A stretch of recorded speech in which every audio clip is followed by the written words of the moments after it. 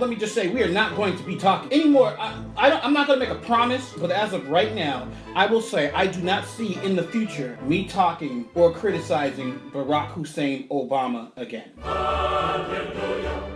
Hallelujah. I've said my piece.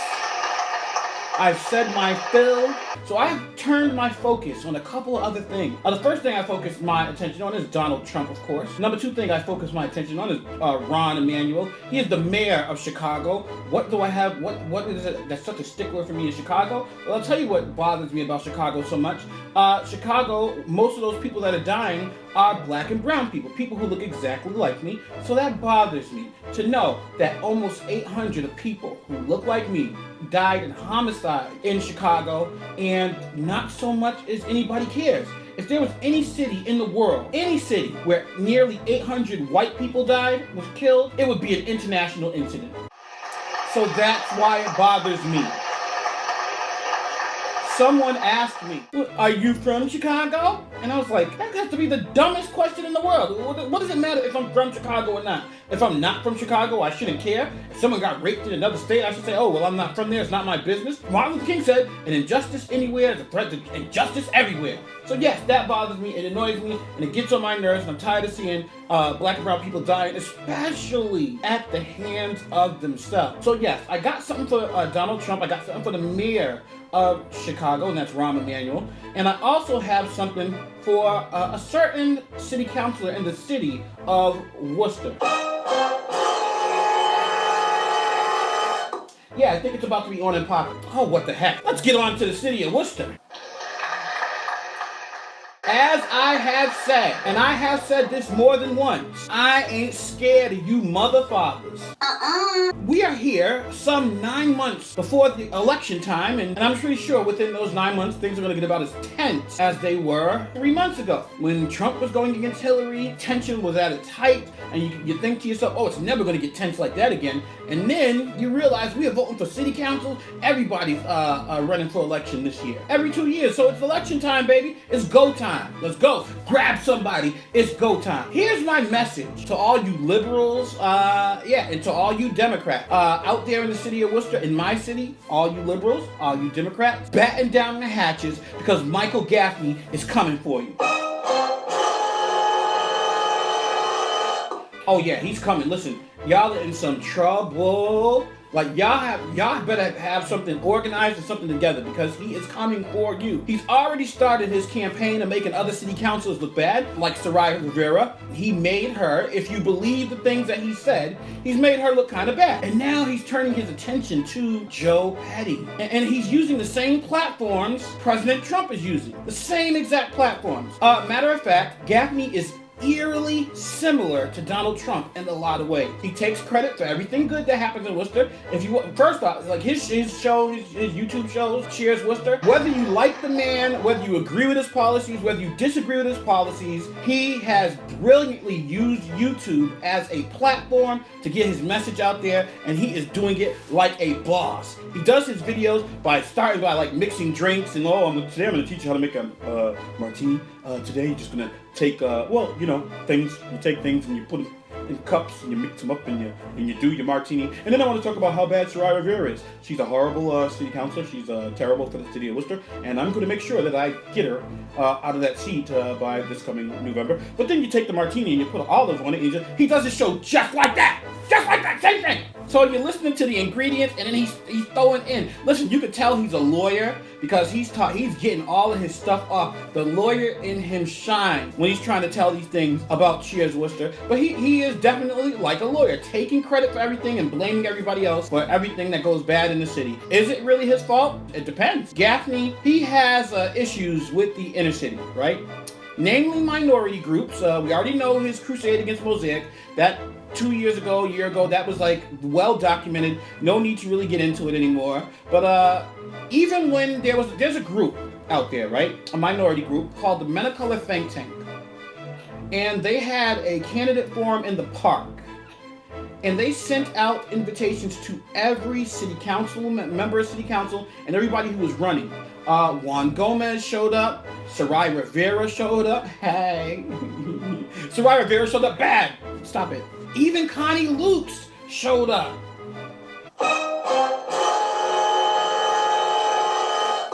It was an opportunity for Michael Gaffney to speak to minorities. It was an opportunity for him to speak to poor people who don't trust him. It was an opportunity for him to speak to the voice of the voiceless. It was an opportunity to reach out to people who don't believe that the city council cares about them. But did Michael Gaffney show up?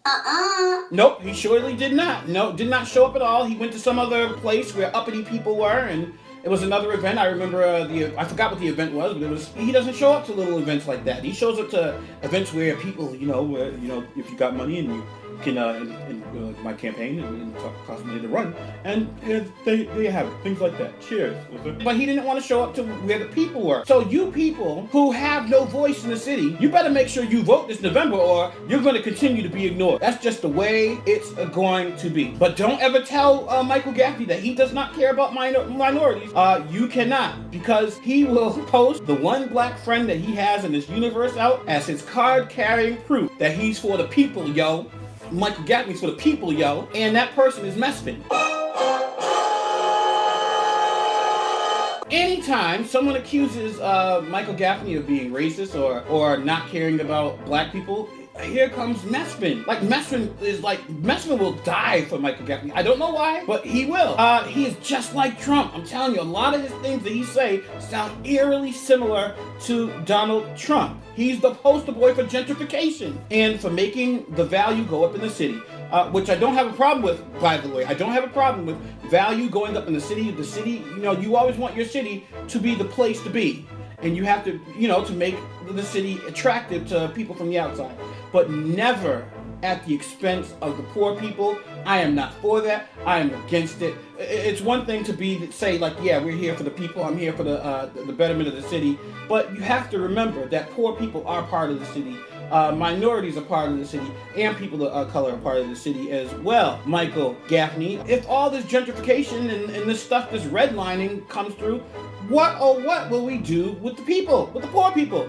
Where will they be able to live while slumlords are raising the rents due to ridiculous amounts, or a $1 billion hotel downtown with a nifty bridge that will cost upwards of tens of millions of dollars, which will basically only be enjoyed by people who don't live here, because the average person who lives here can't afford to stay at those hotels that are taking up much of the city. Redlining, folks, look it up. Either way, Gaffney is targeting Joe Petty, with whom he lost the bid for mayor in 2015. They make Joe Petty look bad. His tactics now. Second time a charm? I guess we'll soon find out. This was in the Worcester Telegram. A city councilor wants the city council to clarify whether Worcester is a sanctuary city. Now, if you haven't been living under a rock, if you've been reading the news, you know that Donald Trump has been forcefully going after cities such as Chicago. He's been going at Rahm Emanuel. He should be going at him for a lot of other things, which he is. But he's going after him for being a sanctuary city. A sanctuary city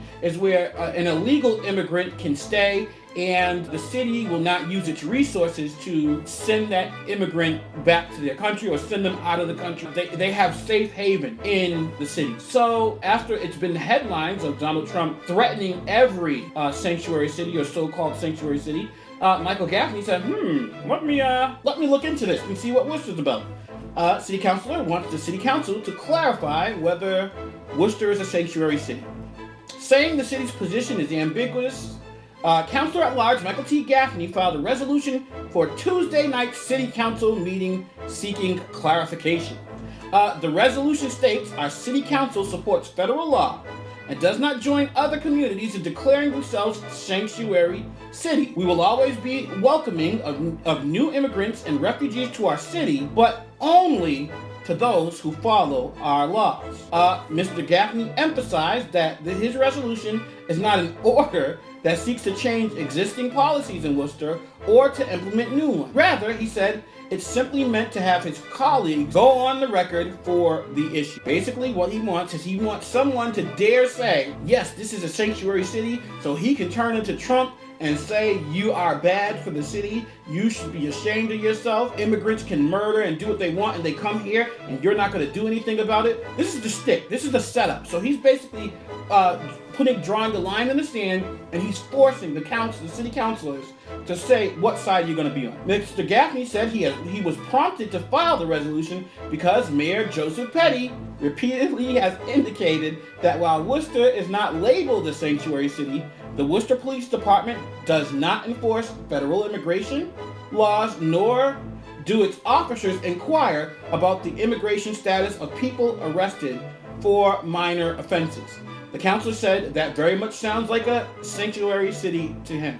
What he's saying is that if, let's say, someone Spanish background gets pulled over, or if he's arrested and he's not checking to see if this person's legally in the country or not, and a legal immigrant or not, then they're not doing their job. They are basically behaving like a sanctuary city. This is what Michael Gaffney is trying to stick it to Mayor Joe Petty over.